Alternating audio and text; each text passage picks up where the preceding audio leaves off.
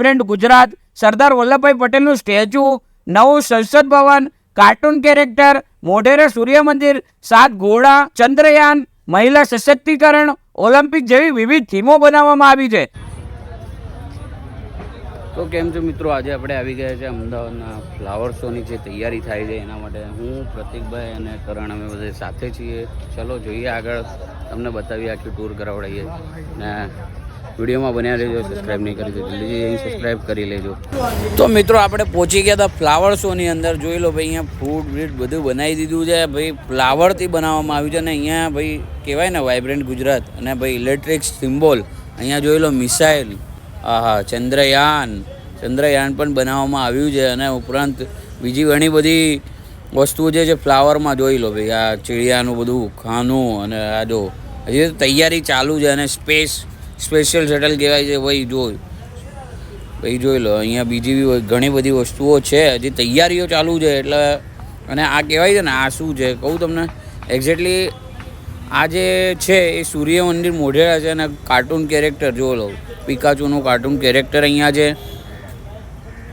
અને આ જો મિકી માઉસ આવી ગયા ભાઈ. જો જે બનાવ્યું છે ભક્કમમાં બનાવ્યા છે, અને જોરદાર મજા આવી જવાની છે આપણાને આ વખત 2023 અને 24નું જે ફ્લાવર શો છે ને ભાઈ, અફલાતુમ. અને આ જો આ જે બનાવ્યું છે ને, આ બટરફ્લાય જોરદાર છે. અને આ સંસદ ભવન છે, આપણા દિલ્હીનું સંસદ ભવન નવું, બરાબર. ઓલિમ્પિકનો લોગો, અમદાવાદ ફ્લાવર શો જે રેડી થાય છે. અને હા લોખંડી પુરુષ સરદાર વલ્લભભાઈ પટેલ સાહેબ એમનું સ્ટેચ્યુ જે બનાવ્યું છે એ બી ફ્લાવરના અંદર. વાત જ ના થાય બોસ. આ જોઈને છે ને આપણાને આમ સલ્યુટ મારવું જોઈએ શું. અને મજા આવી ગઈ. આજે અમે જે મુલાકાત કરી ફ્લાવર શોની, 30 તારીખથી લઈને 15 જાન્યુઆરી સુધી આ ફ્લાવર શો ચાલુ છે. સવારે 9 વાગ્યાથી લઈને રાત્રે 10 વાગ્યા સુધીનું છે. આ ઉપરાંત અહીંયા નારી સશક્તિકરણનું ઉલ્લેખન બી કર્યું છે. અને અહીંયા નવું સંસદ ભવનનું બી તમે જોઈ શકો છો, શૂટ કરવામાં આવે છે.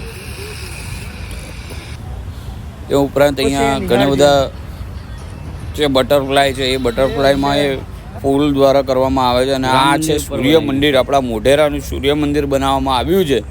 અને તમે જોઈ શકો છો આખું ફ્લાવરથી છે. ને અહીંયા ભાઈ દેશ વિદેશથી ફ્લાવર લઈને અહીંયા લગાવવામાં આવ્યા છે. જે આ ફ્લાવર છે ને આપણા અમદાવાદમાં કે ગુજરાતમાં કે ભારતમાં તમને બહુ ઓછા જોવા મળે. આ દેશ વિદેશથી મંગાવવામાં આવે છે. અને અહીંયા લાવીને અહીંયા આ વસ્તુ બતાવવામાં આવે છે.